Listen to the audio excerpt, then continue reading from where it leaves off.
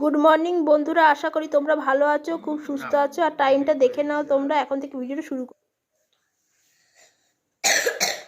কি বলবা বলো? Happy birthday. বড় কিছু আয়োজন তো করতে পারবো না, এখন আমি গরিব মানুষ, তাই আজকে আমরা একটু চিকেন খাবো, ঠিক আছে? আর সন্ধ্যাবেলা একটু মিষ্টি খাবো, ব্যাস, আর কিছু হবে না। তুমি কি বলবে?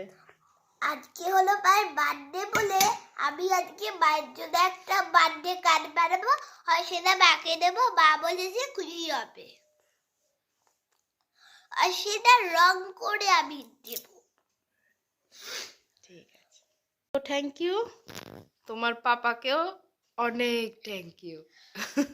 ঠিক আছে, তোমাদের দাদাকে আমি প্রণাম করছি। এই একটা পা বড়দেরকে তাকাস, আয়ুষ্মান ভব, আয়ুষ্মতি ভব।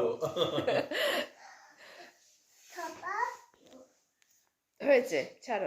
দেখো, এখন আমি রাঁধছি আলু ফুলকপি দিয়ে মাছের আর কি ঝোল।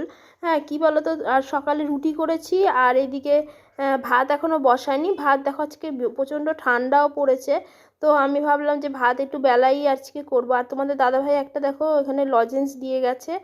আর এদিকে দেখো সকালের আলুর তরকারি ধনেপাতা দিয়ে, আর এদিকে দেখো কালকে সেই চাটনি করেছিলাম না, তাই অল্প একটুখানি চাটনি আর কি বেঁচেছিল, তো রেখে দিয়েছি, ওটা দুপুরবেলায় খাওয়া হয়ে যাবে।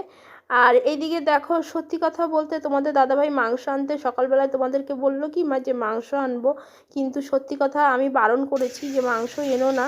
কেন বলো তো, যে আগের পিকনিকের দিনই তো রবিবারে মাংস খাওয়া হলো, তারপরে আবার আজকে আবার মাংস, তার জন্যই বারণ করলাম যে বেশি কয়েক দিনের মধ্যেই আবার মাংস ভাল লাগে না রোজ রোজ। তো বললাম যে ফ্রিজে তো 4 পিস মাছ আছেই, তো সেই মাছটাই আর কি রান্না করে ফেলি। তারপরে বললো কি যে ঠিক আছে, তাই করো তাহলে। আমি বললাম যে দেখো, মাংস তো রোজই খাওয়া হয়, তো থাক না, আজকে একটুখানি হালকা পাতলা ঝোল খাই। বলে কি ঠিক আছে, তাহলে হালকা পাতলা আলু দিয়ে ফুলকপি দিয়ে তাহলে পাতলা করে মাছের ঝোল করো। তাই দেখো পাতলা করেই মাছের ঝোল আর কি রান্না মানে বসিয়েছি। আর এদিকে দেখো জামা কাপড়গুলো কেচে নিচ্ছি। তোমাদের দাদাভাই সকালে কাজে যায়, ওই জামাটা না খুলে রেখে দেয়, সেটা আর বিকালে আর পরে না, বিকালে আবার অন্য জামা পরে। তো দেখো এরকম করে করে না 3-4টে জামা জমে গেছে, তাই এখন ভাবলাম যে জামা কাপড়গুলো না কেচে নিই। আর মেয়েকেও দেখো স্নান করাবো, তাই গরম জলও বসিয়ে এসেছি।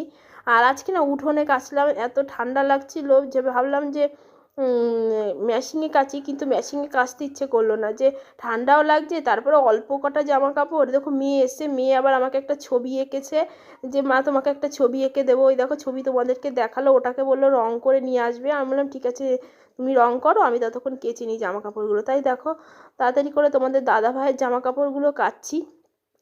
আর এই উলি কটের জামা জানো না, পরে দুখানা জামা আছে, একটা এই কালারের, আর একটা হলো মানে খয়েরি খয়েরি কালারের। তো এ দেখো দুটো জামা আছে। তো এই জামাটা দেখো এখন কেচে দিয়েছি, আর খয়েরি জামাটা আর কি পড়ে গেছে। তো কী বলতো, সকালবেলায় যেই জামাটা কাজে যায় সেই জামাটা আর কি মানে খুলে রেখে দেয়, মানে দুপুরবেলায় কাজের থেকে এসে, ওই ধরো 1টা-2টোর দিকে কাজের থেকে আসে, খুলে রেখে দিয়ে আবার একটা ফ্রেশ জামা, মানে 6টার দিকে যখন আবার কাজে যায় তখন আবার ফ্রেশ একটা পরিষ্কার জামাকে পরেই আর কি যায়। তো এবার রেখে যায়, সেটা আবার কী করে বলো তো, সেটা আর পরতে চায় না। তো আমি আবার দেখো কেচে আর কি ধুয়ে রাখি যাতে পরতে পারে। আর অল্প কটা জামা কাপড় আছে বলে না আমি আজকে আর মেশিনে কাচিনি, আজকে না আমি হাতেই কেচে নিচ্ছি। আর ঠান্ডা ঠান্ডাও লাগছে, তাই ভাবলাম যে উঠোনেই আর কি কেচে ফেলি। উঠোনে তো কলের ব্যবস্থা আছে, তোমরা তো জানোই, তো আমার জলেরও সমস্যা নেই, তো এর জন্য আমি ভাবলাম যে এখানেই কাচি, তারপরে ছাদে নিয়ে চলে যাব, মেয়েকে স্নান করাবো, করিয়ে তারপরে আর কি চলে যাব, আমিও স্নান করতে চলে যাবো, তারপরে ঠাকুর দিতে গিয়ে জামা কাপড়টা মেলে আসবো। আর এদিকে দেখো কাচা ধোয়া আমার সব হয়ে গেছে, তো বালতিগুলো ওইদিকে সরিয়ে রাখলাম। আর এদিকে ওই দেখো ওই সাদা লাল বালতিটায় 1 বালতি জল ভরে রাখি। আর মেয়েকে আমি ডাকতে গেছি যে বাবা চল, তোকে এবার আমি আর কি স্নান করিয়ে দিই, সেটাই আর কি বলার। ওই দেখো দেখো মেয়ের জন্য গরম জলও নিয়ে চলে এসেছি, তোমাদেরকে বললাম যে কাচতে কাচতে আমার গরম জলও হয়ে যাবে। তো 3-4 মগ ঢেলে নিলাম, আর কিছুটা জল আর কি তুলে আমি বললাম যে কিছুটা জল আমি ঠান্ডা জল তুলে আমি আবার গরম জল বসাতে চলে গেলাম। আর এদিকে দেখো ফ্রিজে কালকে তোমাদেরকে দেখানো হয়নি পিঠে, এদিকে দেখো আমি প্রথম মানে বাড়িতে পাটিসাপটা করলাম। তোমাদেরকে দেখাতে ভুলেই গেছি যে পাটিসাপটা যে করেছি। তো যাই হোক, আর দেখানো হয়ও নি, ভুলেই গেছি। তো তারপরে দেখো আজকে সকালে দেখালাম, এই দেখো আর 3 পিসই আর কি পড়ে আছে, বেশি হয়নি, ধরো ওই 5-6 টুকরো, মানে 6-7 টুকরো হয়েছিল, মানে 6-7টা হয়েছে। আর এদিকে দেখো দেখো খারাপ ওঠেনি, আমি প্রথম করলাম এই বাড়িতে চালের গুঁড়ো দিয়ে পাটিসাপটা।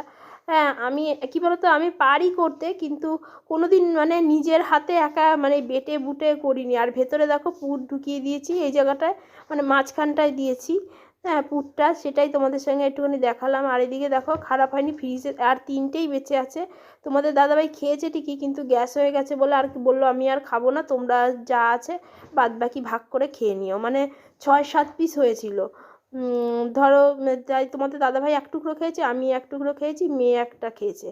আর আর এই দেখো 3 পিস আর ছিল, আর একটা এক্সট্রা ছিল, আমরা ভাগ করে খেয়ে নিচ্ছি। আর দুপুরে দেখো আলু ফুলকপি দিয়ে মাছের ঝোল পাতলা করে দেখ কেমন কেমন হয়েছে জানিও, একদম মশলাপাতি কম দিয়ে।